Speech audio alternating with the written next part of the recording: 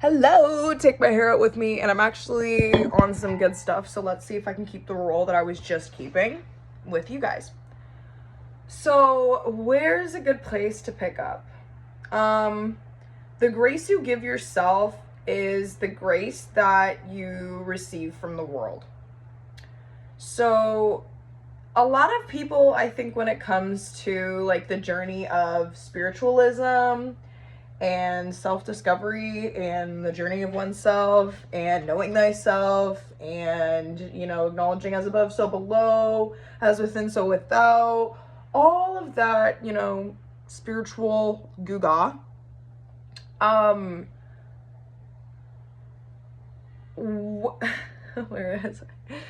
The most important part, not the most important part, but one of, I think, the most important things throughout the journey is realizing the lack of grace that we kind of allow ourselves in others.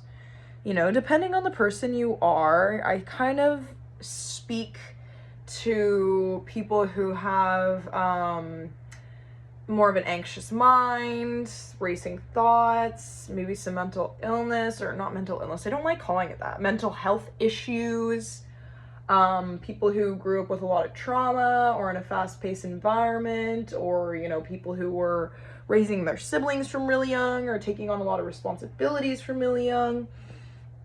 It can be hard not to be so critical on everything because your judgment is very important. Your judgment is the difference between the make or break of whatever situation. And when you're a kid, that's especially what you're used to. Like, I think when I was a kid, things were a lot more hardcore on the line.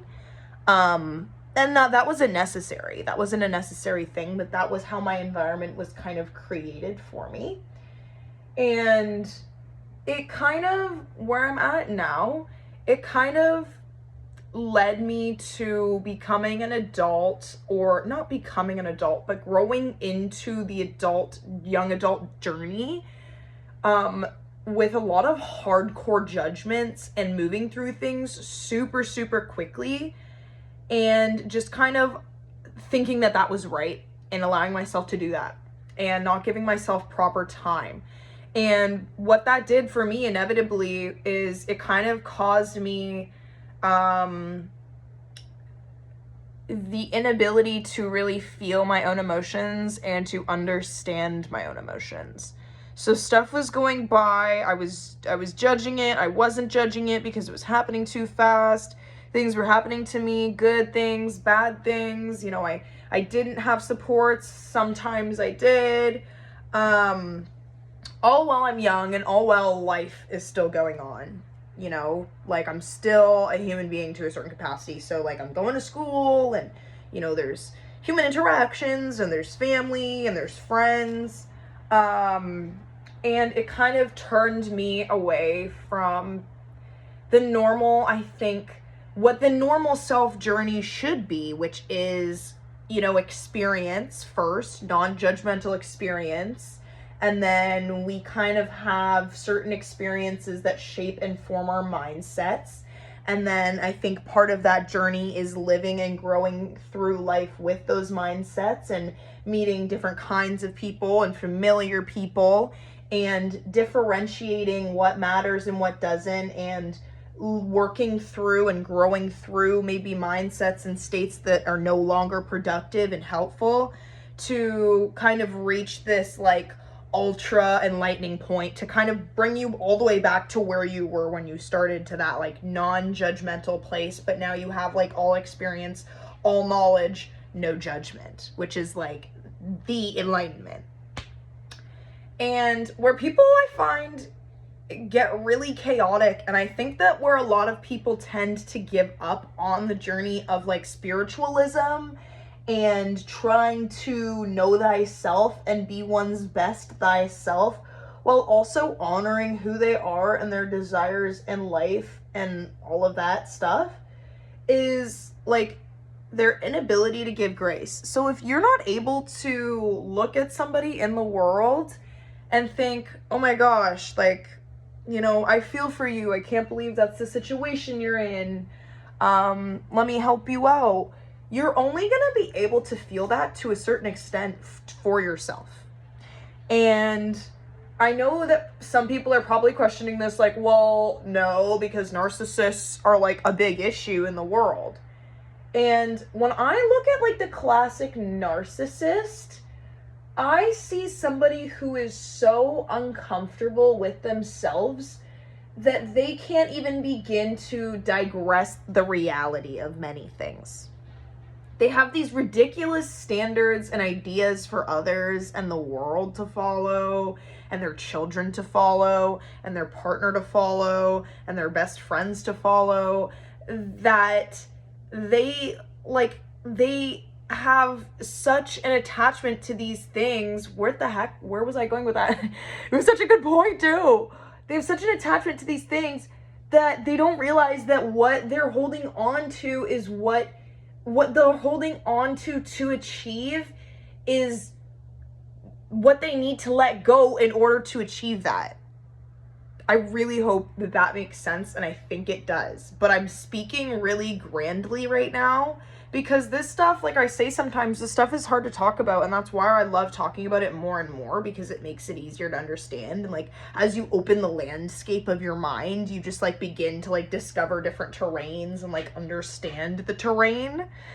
But for me, it's just like narcissists are so uncomfortable with themselves that they can't let you even begin to enjoy or discover being you because they don't let themselves. And a lot of people think, oh, narcissists are just like all about themselves and they only give a fuck about themselves. And it's like, the thing about a narcissist is they, in my mind, aren't even trying to appease themselves. And that's why they're miserable in the reality that they're in. They're not even trying to appease themselves.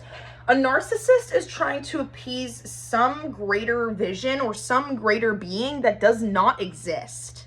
Some higher value or morale code that is not really a thing. Because when you look at narcissists, they're all over the map, right? It's like, okay, well, you don't have empathy there.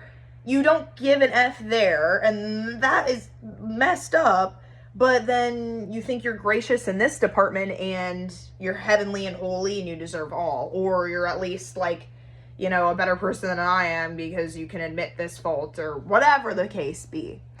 And there's always some reason why they have to separate themselves from the rest to be higher than, or at least better than in some capacity. That is because they haven't allowed themselves to they haven't fully accepted themselves to just be who they are. That's why when you make a dumb mistake or a stupid mistake or, you know, something that's just so superficial and just odd, and then a narcissist is like, well, yeah, that's why I'm better than you, or that's why, you know, you suck, or, you know, that's why we can't be in this relationship together is because you're down there and I'm up here. It's a clear, definitive way for them to make themselves feel as if they are better than, in such a like messy, kind of childishly manipulative way. Because if you really look at it, it's kind of stupid. It's like, well, we all see who you are and who you're being, and you're so attached to this version of yourself whom you think you are and whom you think you're honoring and being, that you can't even see who you actually are. So you can't begin to do the work and the self-acceptance because you're not willing to, it's 111, because you're not willing to meet here. You're still back there. You just gotta come up a little bit. It's uncomfortable. That's the thing.